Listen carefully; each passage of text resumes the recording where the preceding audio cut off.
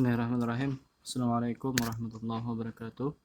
Alhamdulillahilladzi arsala rasulahu bil huda wa dinil haqq liyudhhirahu 'alad dini kullih wa kafaa billahi shahida. Wa shalli wa sallim ala nabiyyina Muhammad wa ala alihi wa sahbihi wa mawalah. Amma ba'd. Perkenalkan mahasiswi mata kuliah metodologi penelitian hukum. Pada kesempatan kali ini kita akan membahas berkaitan dengan kerangka teori dalam legal research. Legal research atau penelitian hukum. Jadi kerangka teori adalah salah satu hal yang paling penting dalam sebuah metodologi penelitian. Karena dari nama saja kita dapat memahami bahwa kerangka artinya sebuah unsur yang menjadi kerangka dalam penelitian. Ketika sebuah bangunan kita ibaratkan tidak mempunyai kerangka yang sistemik, maka tidak akan menghasilkan bangunan yang dalam hal ini terstruktur dan baik. Nah, ketika kita mempunyai kerangka teori, maka akan memudahkan dan kemudian hasilnya akan maksimal. Nah, pada kesempatan kali ini kerangka teori dapat kita pahami adalah sebuah konsep-konsep yang sebenarnya merupakan abstraksi dari hasil pemikiran atau kerangka dan acuan yang pada dasarnya bertujuan mengadakan kesimpulan terhadap dimensi-dimensi. Setiap penelitian selalu disertai dengan pemikiran-pemikiran teoritis dalam hal ini karena adanya hubungan timbal balik yang erat antara teori dengan kegiatan pengumpulan, pengolahan, analisis dan konstruksi. Jadi kerangka teori ini menjadi acuan yang tujuannya adalah mengadakan kesimpulan terhadap dimensi-dimensi.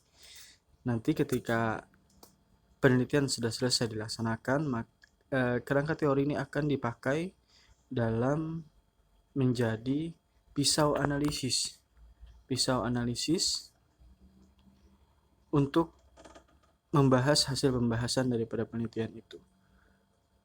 Nah, rekan-rekan dapat kita pahami, kemudian kerangka teoritis ini menjadi sebuah konsep abstraksi dan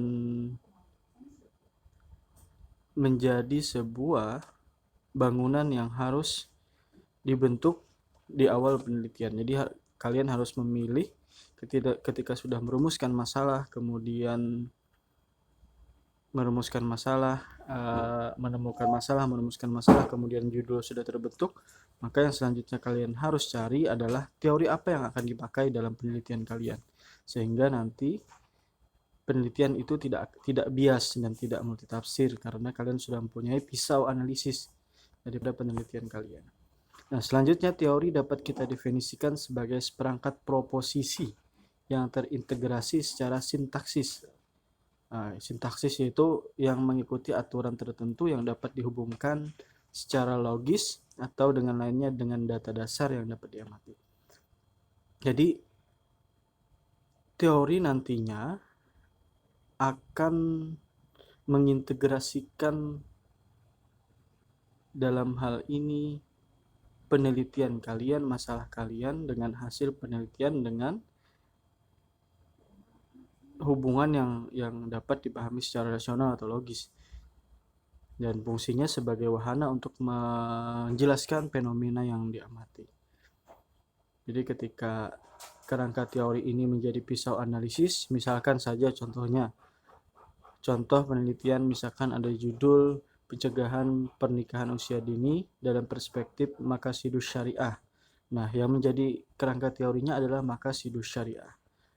Maka penelitian itu tidak jauh daripada maqasidus syariah, karena di maqasidus syariah misalkan ada hifzun nafs, artinya penjagaan jiwa. Nah, maka hasilnya nanti dijelaskan bagaimana kemudian maqasidus syariah menjadi pisau analisis terhadap pencegahan di pernikahan usia dini. Itu misalkan contoh. Banyak teori-teori dalam hukum dan hukum keluarga, kemudian hukum secara umum maupun hukum Islam yang dapat kalian gunakan. Catatannya adalah kalian harus sering membaca dan memahami kerangka teori yang berkaitan dan bisa dipakai menjadi pisau analisis daripada penelitian kalian nanti. Nah, kemudian fungsi teori yang pertama adalah memperjelas dan mempertajam ruang lingkup variabel. Yang kedua, memprediksi untuk menemukan fakta untuk kemudian dipakai guna merumuskan hipotesis dan menyusun instrumen penelitian. Yang ketiga, mengontrol dan membahas hasil penelitian untuk kemudian dipakai dalam memberikan saran. Nah, jadi ketika ada teori, maka variabel dari penelitian kalian akan bisa diperjelas dan dipertajam. Seperti tadi contohnya misalkan yang saya sebutkan tadi, maka teori maqasidus syariah misalkan. Nah, teori itu akan mempertajam daripada permasalahan pernikahan di usia dini. Bagaimana pertimbangan-pertimbangan dari teori tersebut menjadi sebuah pisau analisis dalam penelitian. Nah, kemudian manfaatnya apa? Manfaat daripada kerangka teoretik itu kemudian yang pertama menjelaskan hubungan sesuatu yang diteliti dengan hal lainnya. Jadi dia bisa merelasikan daripada sebuah permasalahan kemudian dengan solusi misalkan, dan juga merelasikan antara temuan yang kalian teliti dengan apa yang akan kalian bahas nanti. Yang kedua, ada hakikat dan makna dari sesuatu yang diteliti. Yang ketiga, landasan untuk menyusun hipotesis penelitian. Dan yang keempat, dasar untuk menyusun instrumen penelitian. Dan yang kelima, acuan untuk membahas hasil penelitian. Nah, jadi teori itu menjadi pisau analisis dalam hasil penelitian yang akan kalian teliti dan akan kalian bahas dalam penelitian, termasuk dalam tugas akhir. Jadi banyak referensi teori-teori yang akan kalian pakai yang berhubungan dengan permasalahan yang kemarin kalian temukan. Itu demikian. Jika ada yang belum dipahami terkait kerangka teori, bisa ditanyakan di grup kita. Subhanakallahumma bihamdika asyhadu an la ilaha illa anta astaghfiruka wa atubu ilaik. Assalamualaikum warahmatullahi wabarakatuh.